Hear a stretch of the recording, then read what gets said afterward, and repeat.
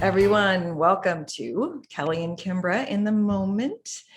Today, we're going to talk about something that's very topical and it kind of bothers me a little bit. So we're going to talk about when we label people and how it's so divisive and how it divides us into teams and kind of it's now where I feel like we're on sports teams all the time, right?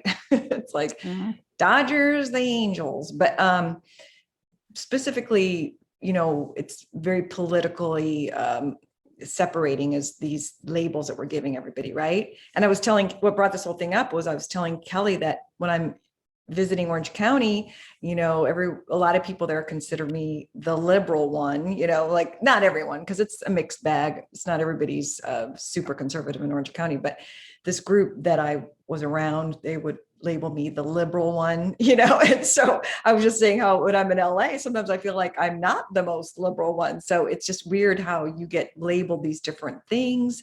And it's gotten so bad that like on social media, people won't associate with other people. Now there is extremes, I understand, like I have some friends that say, if they know they voted for Trump or anything like that, they won't be friends with them. Or if they didn't get the vaccination, they won't be friends with them. Those are certain issues that I guess if that's really important to you, but even stuff like that, I try to keep an open mind and not judge people too much. Just because they didn't get the vaccine, they're in this camp, or just because they voted for Trump, they're in this camp, But to a lot of people, it's a deal breaker, right? So yeah, I think we also label ourselves, and once you label yourself, you tend to, I guess humans are tribal. It's true. And I was just watching this video today. They were talking about Hitler and how Hitler, Nazism came about, and they were talking about the difference between there are people who are sheep who follow the herd and they're happy to be workers, and then there are people who are the leaders. And sometimes the leaders are the wolves, they take advantage of people and everything.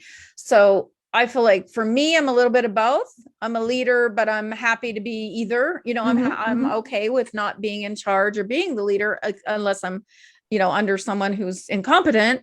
So I feel like I think that's also why I'm kind of moderate in my views, my political views. Some people, both sides get mad at me for different reasons because I'm not on a team. I take each individual issue as it comes and how does it make sense to me and my experiences in life and what I see of other people's experiences.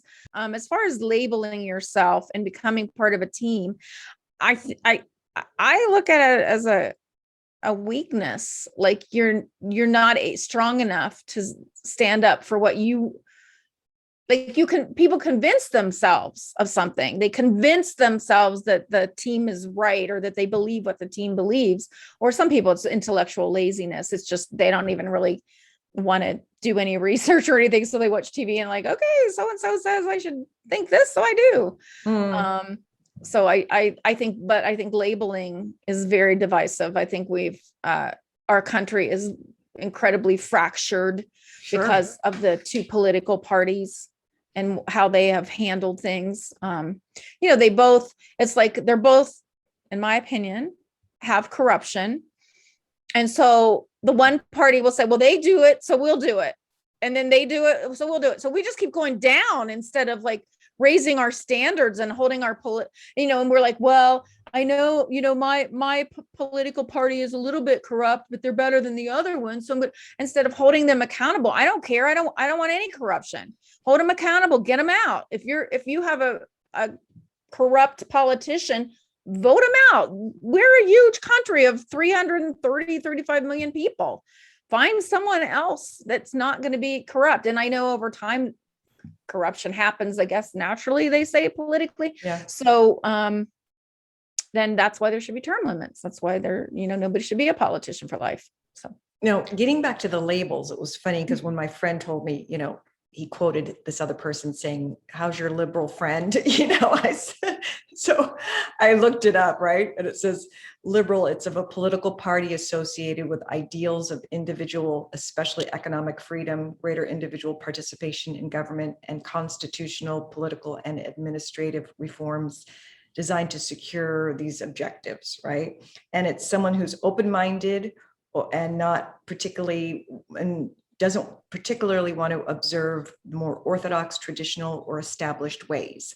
And so after reading that, I was like, I agree with that. If that's what liberal means, yep. I am liberal, but still. Yep. And there's issues that would definitely classify me. She's a liberal, because I do believe in healthcare. I believe it's a right. And there's certain other issues that I agree with, and I'm not going to get into today, but still, I don't want to be classified. I mean, I don't mind being classified as liberal. What I was going to say was, I wish our labels would not divide us so much. We're fractured. Like you said, we're a fractured society, and it's more than ever, we need to try to understand the other side. I know some people get so passionate about it, and they're like, there's no way, I don't think my one friend would mind me discussing that she was going to date, I'm not going to say her name, but she was going to date this guy. And she said she went on his Facebook page, and she was like, "Oh no, this guy's too radical, right wing," and I said, "No, give him a chance, because you never know," So sometimes the most long-term relationships, in loving relationships, have been from two different, political sides. So, and she took my advice, and I guess she's going to go on a second date with him. So that's good. That's good. Well, how I feel about that is, I think there's just a lot of ignorance and misinformation. I talk to people that agree with me, but they label themselves something completely differently. And I'm like, right. I used to tell one of my bosses, I'm like, you're a Democrat, and he was a Republican. Right. I'm like, you're a Democrat. You believe in Democrat ideals, but the Democratic Party is also, so that's why that was years ago when now I'm an independent. I'm not registered either way. Or I, want to maintain my independence, but sure. I feel like people mislabel themselves, and they distort the meaning. So yeah, you read liberal, and who wouldn't say they want to be a liberal? Who wouldn't say the textbook definition of liberal? Yes. And I realize all would want to be, right. But we're not. Even people that call themselves liberals are not liberals. And then people that call themselves conservatives are not always conservative, and they distort or, change the meaning of being a liberal. Right. And so I think we've come to a point in our society where you can just make up whatever you want and call someone, label someone, just because they're on the other team. It's really, the teams are Democrats and Republicans. I mean, we might as well just come clean about that. Those are the teams. You're either a Democrat or Republican, but now there's more independents than Democrats or Republicans. So more and more people have become independent, which I think is very healthy, because to join one of those teams and whatever, you might be registered as a Republican or Democrat, but to live by the code and fight and die, be willing to die or whatever for your cause, when your cause is a bunch of lies, you've been misled or lied to. And I think the media is to blame for most of this, because the media is only telling one side of the story. So whichever side of media you watch, you're only seeing one side of the story. And if you start watching the other side, you're going to see more truth, because you're going to see lies on both sides, lies by omission, even, a lie. If somebody tells you a whole story, but they don't give you one major piece of it, that's a lie. That's, false. And I think that's what the media is doing. They're focusing on one piece of a story and leaving out the part that also implicates the other team. Also, they harp on the same things over and over again. So you kind of get brainwashed in a sense of, because you just hear something over and over and over again. And it's like, after a while, that's all you can think about. Yeah. So. Well, I think it's a weakness too of character, either intellectual laziness. And I know some people it takes energy to think, it takes energy to be willing to digest something verbally, intellectually, process it. And a lot of people don't want to do that. They want to go home and garden. They worked all day. They did whatever they had to do. And they want to go home and watch TV and let someone else think for them. And I think that's another issue, which we, the people, are negligent in doing our part. Yeah. And also, questioning everything. Like, I remember when I was in college, the professor first day was like, question everything, even me, but people are so used to like what they were brought up with. And at first, in the beginning, it's scary, like to hear different than way you were brought up, whether it's your religion or the group of people that you're around. So it's always kind of, but the more you think about things and learn about history, you can realize that, things change too. History is so important in understanding today, because you see then you see the patterns. Sure. Mm-hmm. But if you don't study history and then you don't know the patterns, you think just what you've been told is right. Sure. And you don't see through history, people have been told the same things that weren't necessarily true. And it's a form of control, trying to control a population. And, we're all so different, and what we want out of life is different for all of us. And I'm accepting of that. I feel like that is freedom, having the freedom, the mentality of this cookie cutter life where everybody gets married, everybody has 2 kids, you have the house with a white picket fence, and you'd go to work 9 to 5 and do your job. I think that creates a very stale society. I don't know if stale is the right word, but I guess stale. And we don't grow. That's why even embracing other cultures. Hey, there are some cultures, I don't like them. They're very rude and violent, and I don't like being around that culture of people.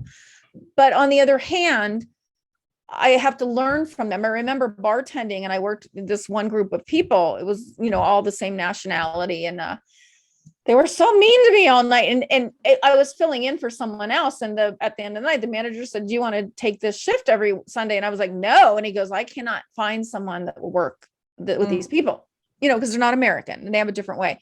But I thought about it. And I remember at the end of the night, this one lady was like clapping her hands at me. Hey, you, come here. Give me my check. You harlot. Like, oh my God. Okay, fine. And I'm thinking, well, I'm going to get 0 tip because she just doesn't like me for whatever reason. Right. And she gave me a really big tip, a really nice tip. And thank you very much. And I was like, and I'm doing the accent, which is, I'm not good at accents. So it was just, so it could be anybody. Yeah. She had an accent. She could have been Irish. So I thought about it, and I thought, I watched these people and I watched them talk to each other like that all night. And I realized they come from a part of the world where there's a lot of war, and they're it makes you hardened and defensive, and that's aggressive. Yeah, too. and aggressive. That's a good word. Mm-hmm. And I realized, and I started examining different cultures when I would, wait on one group at a time, and I would see how they behaved and how they acted towards me and towards each other. And I realized it was from the society that they lived in and came from. And then I look at our society and I see how we're fractured, divided, ignorant. We've created this. This is, and it's up to the youth, really. I mean, the older people we've made our beds and now we're going to lie in them. But the younger people need to decide what kind of world they want to live in. And do we want this kind of divisive attitudes and behavior, instead of being more embracive of, I've had so many people on Facebook delete me because I didn't agree with them, and I don't really delete people unless they get belligerent, because number one, we have to learn from each other. And I've learned from my friends that disagree with me. I don't always agree. And there are certain things I'm not going to bend on, and I'm not going to like that you like it, but I'm not going to cut you out of my life. Yeah. Because I was just having the same conversation with a lawyer friend of mine, and he was saying how he lives in Colorado now, and how, he's not wearing the mask so much. And, he was having arguments with, he believes it's part of his freedom to not have to wear the mask, and so he said, but then, so other groups of people that he was associating with, like they they cut each other out of each other's lives, and he was like, gosh, I remember he was saying when he was a teenager, you could have disagreements with people and you wouldn't necessarily cut them out of your life. And now that's how our society has become because of certain political things, the vaccine, well, we've also not talked about these things. We haven't had disagreements for generations where we were taught it's not polite to talk about religion and politics and money. And so we've all kept to ourselves about it and had ideas that I really thought everybody thought the same way I thought. And then, Facebook is what enlightened me. And I thought, oh, there's some really mean people in this world and I know them and they're in my lives. I didn't know that they thought this way, but in their mind, they've justified what they're thinking, which is a form of selfishness and delusion. And so I would rather know what people are thinking. I would rather be able to have these conversations. So, telling people it's not polite, and it's not polite to criticize other people. It's not polite to disagree. That is very damaging information that we've been brainwashed and fed.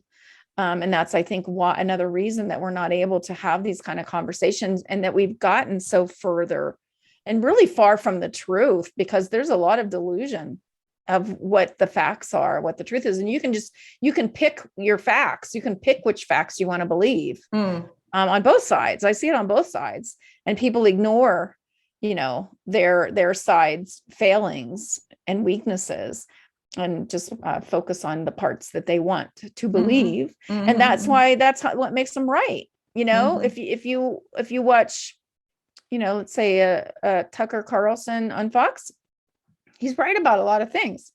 And if you watch Rachel Maddow on MSNBC, she's right about a lot of things, but they both leave a lot of things out. They do not give the whole picture. And so you can easily watch either one of them and think they're right, because they are. But if they told the whole story, there would be a lot of, failings and weaknesses. It's really hard to find super unbiased news, almost impossible. Well, you don't want to watch news where it's for money. You don't want to watch that because it's true. For profit, that's where you're never going to hear the truth on that area. It's true, because they're sponsors and everything, Yeah, well, and they're supported, whatever they're politically leaning. They're not unbiased anymore. So I would agree with anyway, so labels, I guess, what I have to say about labels is, I think even people that call themselves either liberal or conservative, you're fooling yourself, because you're not. You're probably a combination of both. And the definition of liberal and conservative, I mean, there's a place for conservatism too. We move too fast and can be too quick to, the liberal. Also, the liberal mentality has, like I said, it's been distorted, but there are parts of truth to it. So we want to have the conservatives kind of slow things down. But what's happened is they've put everything at a stop, and it's been decades. Yeah. Yeah. And then so what liberals now are doing they're overcompensating, and they just look crazy, so between the two, they both have to, like you said, understand each other better and try to learn, the truths. Yeah. And this is off topic in a way, but I was reading how this one article was saying how the conservatives, the Republicans, have really been very good about branding and messaging. They have certain really good topical point, but the liberals, have a hard time saying what they stand for. Often it's just opposite. They kind of stand for the opposite of whatever, the conservative way is. Well, what it is the talking points and the slogans, the catchy slogans. Republicans are really good at that. Yeah. And they're really good at painting a partial picture. And they make sense. I mean, you can really, like I said, you can watch Tucker Carlson, and sometimes doesn't make sense. But sometimes he makes sense. But if you knew the whole story, it wouldn't make sense. Right. Out of context. And exact same thing with Rachel Maddow. I've seen her leave things out. And anybody, she's saying exactly what you want to think as a liberal. You're like, yes. You agree. But if she told you the rest of the story, you'd be like, well, wait a minute, I don't like that part. I don't Mhm, think, mhm. I don't agree with that. But she's not going to tell you that. She's going to leave that out. So, like I said, the media is controlling this circus, and they've Mm. picked a team. I've seen people that used to be on Fox News go to MSNBC now, and they're like, I'm like, how does that work? How like, you've changed your opinion, you've changed. Mhm. And they did, because they were paid money. These people are paid a lot of money to tell you what their network stands for, not really not necessarily what they believe. And I don't know, maybe that's fine. Maybe, if I'm hired as a reporter, I just read the story, right? Right. You do some reporting, you just read the story, And if it leads, it bleeds. I mean, if it yeah, bleeds, it yeah. leads. So, I don't necessarily, I blame us. I blame Right. us for accepting it and for being Mhm. so lazy intellectually that we would rather let an entertainment news host tell us what to think. And, I say the same thing about religion. You're going to let your relationship with the higher power should be direct. You don't Sure. need an interpreter. There's nothing wrong with going to church or being religious. That is nice. But a lot of people, they just go to church, they let the preacher, do his thing. And then they, throughout the week, use the preacher's language to Mhm. make them feel like I'm a good person because I went to church and I'm religious, instead of understanding it. I remember as a little kid, I'd go to church and I'd think, it amazes me sometimes, because I would actually think through those Bible verses and really try to decipher what they meant as a Right. little kid. Like, how much could I completely understand? But it Sure. never left me. Like, I really thought about it, and what it meant. And I would talk to my Bible school teacher and ask her questions like, Sure. what does this mean? And she would give me her, idea. Well, So same with me. Like when I used to go to Catholic church and I would listen to the priest say things. I'm like, but I'm not doing that. But I am doing that. And I'm not, all the things that I wasn't supposed to be doing. I'm like, why am I in this religion? It's like, yeah. Well, I so. just think people need to be willing. It's actually empowering. It's Mhm. a really good feeling. Mhm. We have gotten so caught up on this superficial hamster wheel Mm. where we're just trying to impress other people with what we have. We work really hard. What's your job? What do you do with our Status. titles and status, and your car and your house and my beautiful manicured lawn, and look at the neighbors all think that I'm really doing well. And we have, like, at the end of I always thought, at the end of my life, what does any of that mean? I've never cared about that stuff. I've always wanted, to live in a nice, clean home. I like cleanliness. I don't like bugs, but the rest of it, like, I don't know. I don't understand people. I understand if you work hard and you want to have a nice home, there's nothing wrong with that. Or a nice Sure. car, a clean, nice new car. That's wonderful. But I think some people carry it too far, and that's all that matters. I guess let's say that. And That's all that matters, then you're having an empty life. and Elon Musk made a statement well, it's been a little while now, but he was selling one or two of his homes, and the person that was interviewing him was asking him why you're doing that, and he said, because all those possessions bog you down. It's like in the beginning, you're like, oh, yeah. I can't wait to buy this mansion and have my 3 cars and stuff. And then you realize at the end of the day, it's like not all about that. It's, and it's just more. Well, even the more you have, the more responsibilities you have. Yeah. Even if you're not taking care of it, you have to hire the people that take care of it. You have to tell them what to do. It's things that don't matter. Yeah. And it takes you away. It's a lot of energy to maintain your toys, Yeah. So for me, that's why we've talked about this before. I just want to have a nice regular size house. I don't want that I can take care of, maybe with a little help. The bottom line that we're saying is that there's good and bad to both sides, right? Well, and once you label yourself, you're lying, because you're never nobody completely fits that mold every day, all day. Sure. So why use a label? Why not take that tag off and let yourself be free to, be flexible? Right. I guess that's my uneloquent way of saying labels. Yeah, labels are divisive. And I think you're doing yourself a disservice by labeling yourself. I agree.